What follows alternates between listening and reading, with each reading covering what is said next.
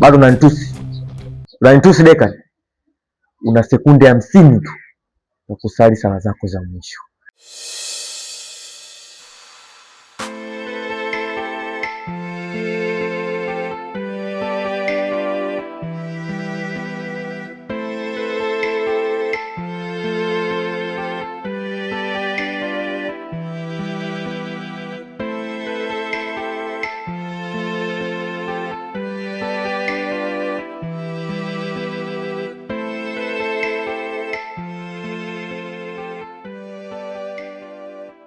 Mdogo wangu, mambo vipi? Safi kaka, shikamoo. Marahaba. Vipi kaka, ulifanikiwa kupata simu?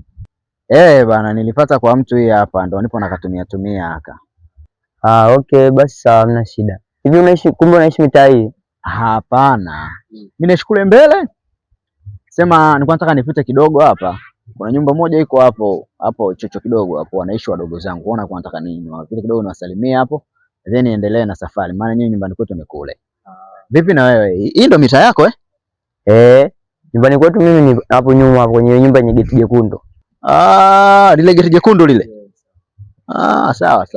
Basi poa, haina noma mdogo wangu, tazidi kuonana basi.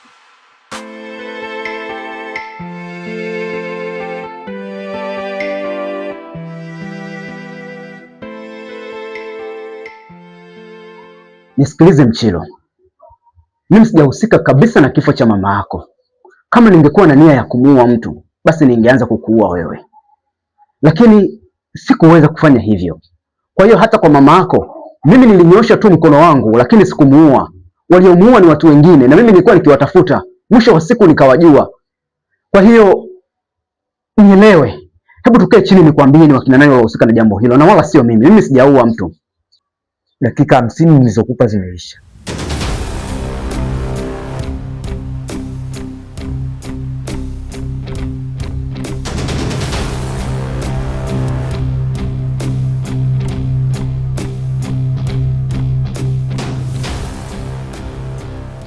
Sasa Dekan, pumzika kwa amani.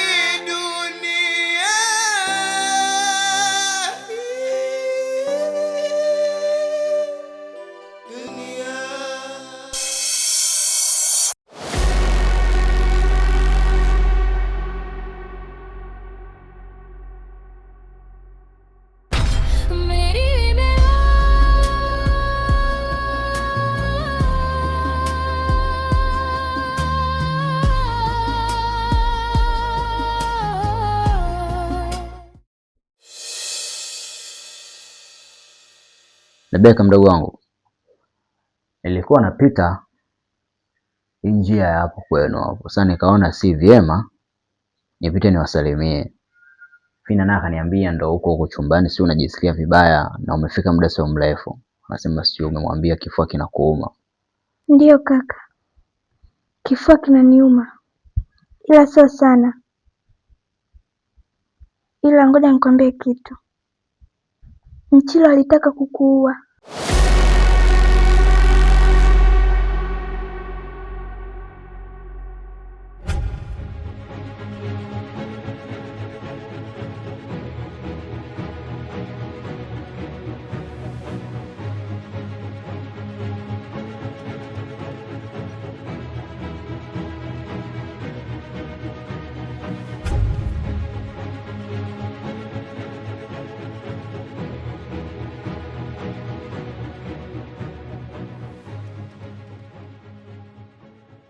Nini? Na mimi nililiona hilo, hivyo nikachukua umbile lako na nikaenda nyumbani kwenu. Mchilo akanipiga risasi ya kifua akijua ni wewe. Ndio maana nasema kifua kinaniuma, lakini ni kwa mbali.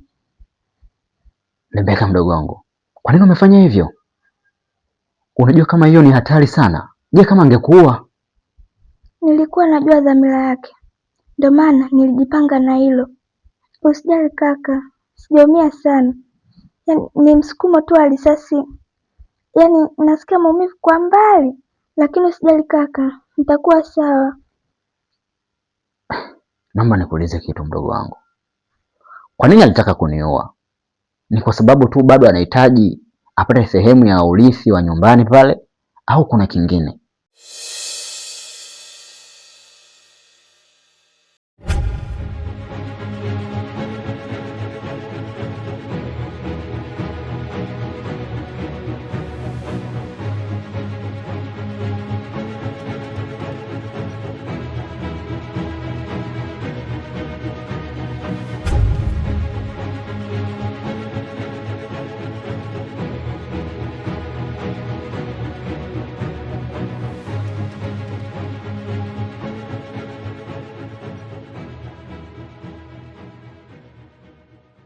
Yaani wewe ulinikosea na nilikupa siku ya kuja kuniomba msamaha, lakini ukuja.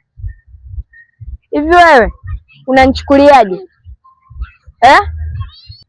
Sasa sikia nikwambie, sasa hivi sicheki na Kim.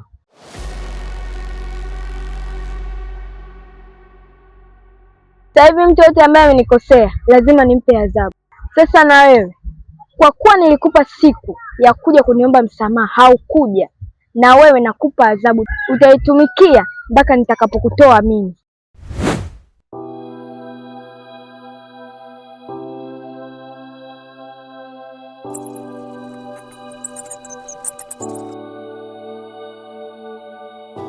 Mchawi anaweza akacheka nawe, mchawi anaweza atakula nawe, mchawi anaweza kuficha usielewe, mchawi atakuonyesha upendo mazuri matendo, na kumbe anakuwa unajitejongeza mwendo. Waliomuua mama yake ndo amemwambia kuwa wewe ndo umemuua ili apate hasira akuue, kwa sababu wewe umekuwa mgumu kufanya nao kazi.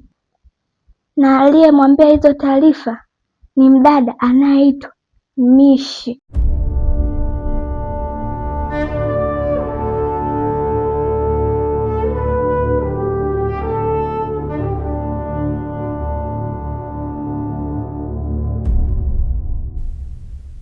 Asante sana Dekan. Hata mimi nilikuwa sipendi kabisa kufanya hii kazi, lakini kutokana na ugumu wa maisha ilinibidi niingie huko, na kuahidi nitakuwa bega kwa bega na wewe, na siko tayari tena kurudia makosa. Hey.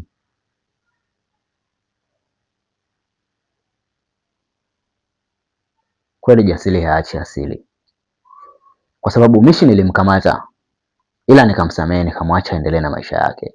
Akaapa hatorudi tena kwenye hayo maisha. Kwa hiyo kumbe alikuwa akinichota akili. Oh. Sawa. Acha niseme asante sana mdogo wangu, kwa sababu bila wewe pengine ningekufa kweli. Kwa hiyo nastahili kukushukuru kwa hilo. Asante sana. Kwa sasa acha nikapambane na hawa watu, kwa sababu kwa 100% wanaamini ya kwamba mimi nimekufa. Hivyo itakuwa ni rahisi sana kwao mimi kuwamaliza. Kwa hiyo acha mimi nikamalizana na hawa nzi. Sawa kaka, kila kuwa makini, kwa sababu wadogo zako tunakupenda sana. Usijali mdogo wangu, nitakuwa makini sana. Pia hata mimi nawapenda sana wadogo zangu. Ugua pole. Asante kaka. Basi sawa, acha mimi niende.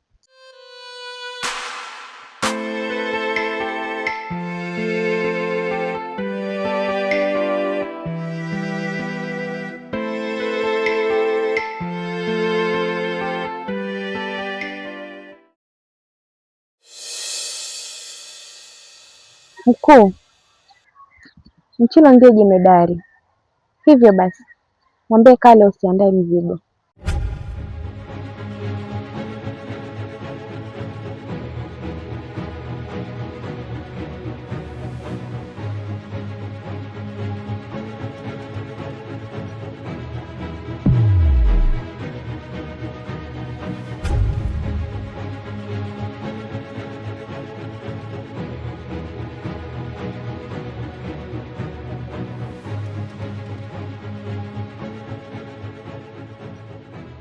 Wewe unafanya nini nyuma yangu? Una shida gani? Mimi sina shida, ila ninapokuona wewe ndio mwenye shida, kwa sababu muda wote hapa nimesimama unaongelea habari za mizigo, sijui Mchilo kawini, sijui nini, sikuelewelewi. Ila anyway, tuachane nayo yote. Mimi kuna kitu nataka nikwambie hapa, mtoto mzuri. Yaani nilipokuona tu, japokuwa ulikuwa umegeukia huko, yaani mume wako kimoyo changu kilikuwa pa. Ndio maana nikakufuata hapa nikwambie sia zangu. Yaani mimi nimetokea kukupenda. Kwa hiyo mchumba, mimi nataka nikubadilishe maisha. Hata katika hiyo hali yako weusi iondoke kabisa. Wewe mtoto mweupe kimwasu. Yaani kununulia sijui lotion za kuoga, sijui lotion za kupaka, sijui lotion za kula, za kunywa, zote nikuhudumie mimi. Yaani ukidate na mimi au tupata ni si magazabu. Usinichekeshe. Alafu wewe nakuonaga kule mtako kina Joshua kule, na una kadem kako kale unapenda sana kutembea nacho, alafu hapa unakuja unaniambia sijui nini na nini. Una akili kweli wewe? Alafu mimi sikujua kabisa kama mtoto mdogo kama wewe unawaza mapenzi.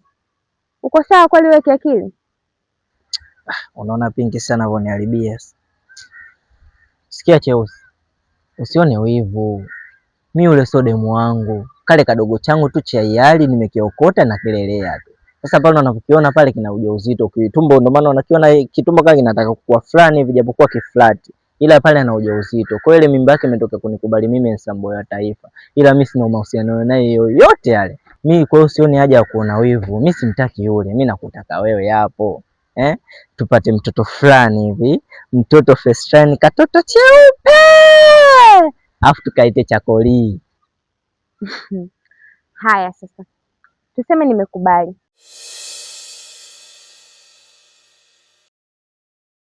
Mama, nilipofanya utafiti wangu, hilo eneo lilohifadhiwa na Olini lina walinzi wawili peke yake.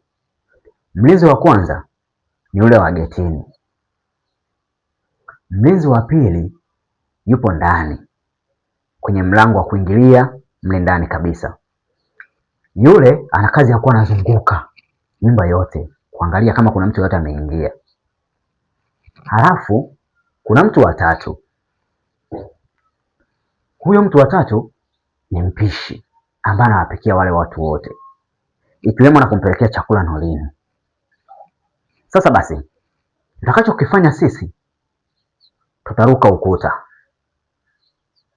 Tutatarget muda ambao anazunguka yule mlinzi pale. Akirudi tu mlangoni kwake, sisi tunaruka ukuta, tunaingia ndani.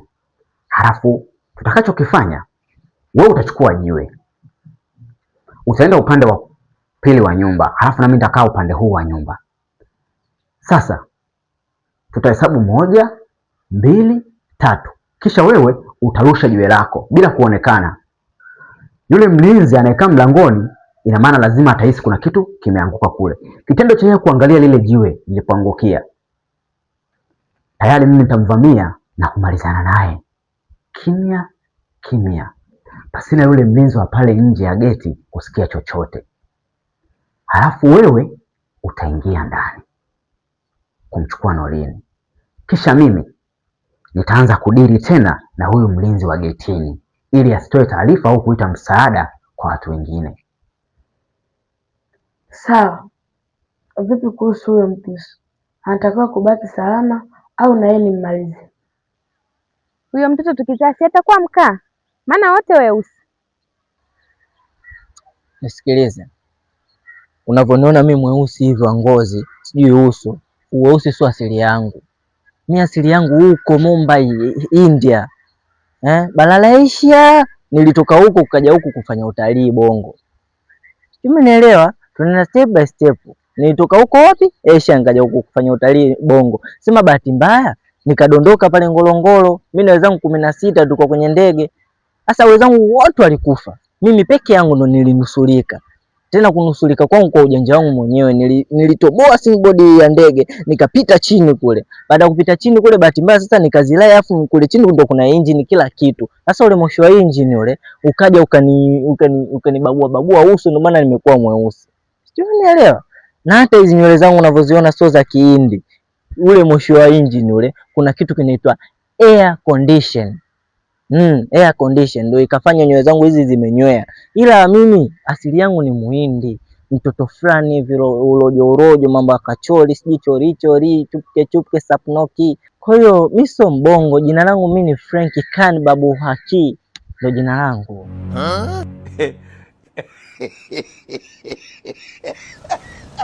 Wakati nageuka nyuma, na sio kugeuka nyuma tu, ninavyokuona huko mtaani kila siku, nikajua hata una akili basi. Kumbe wewe ni chizi eh? Alafu sikia, siku nyingine ukiniona popote pale, koma mtoto, koma, umenielewa eh? Yaani utakaponiona popote, chizi wewe, na nipotezea tu muda wangu. Unajua mimi naanza nini hapa? Kwenda huko.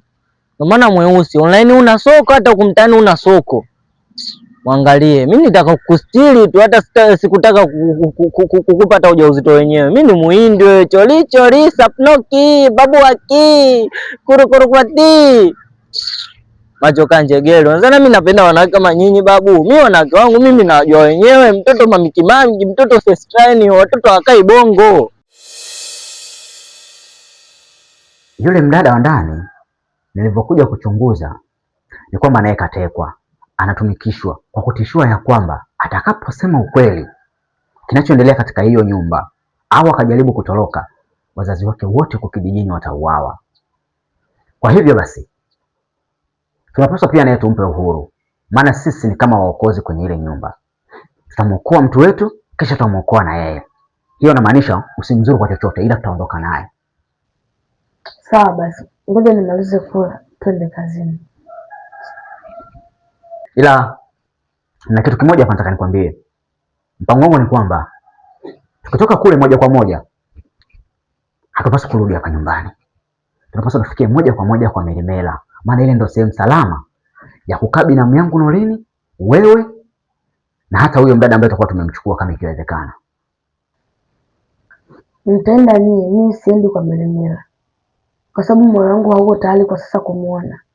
Alinifukuza usiku ule ili alale na Hasani. Hakujali kuhusu mimi. Vipi ningetekwa au ningeuawa? Upo sahihi sana mama, lakini nataka nikwambie jambo moja. Merimela kukufukuza kwa ubaya usiku ule, japo alichokosea yeye hakukuandalia mazingira wewe ni wapi utafikia baada ya kuondoka pale nyumbani. Ila dhamira yake kubwa ilikuwa ni kwamba kama ingetokea polisi wakafika lile eneo na kumkamata yeye, wewe usihusishwe na chochote, kwa sababu watajua ya kwamba haukuwepo usiku ule, na ndio maana alichoamua ni kukufukuza pale nyumbani, kwa sababu dhamira yake ilikuwa ni kutekeleza mauaji na sio kufanya mapenzi kama unavyofikiria wewe. Kwa hivyo sikuforsi kwamba twende kwa Merimela, ila moyo wako utakapokuwa tayari utaonana na dada yako. Mimi nitakupa namba ya simu. Kwa hiyo malizia chakula, tuingie mzigoni. Sawa.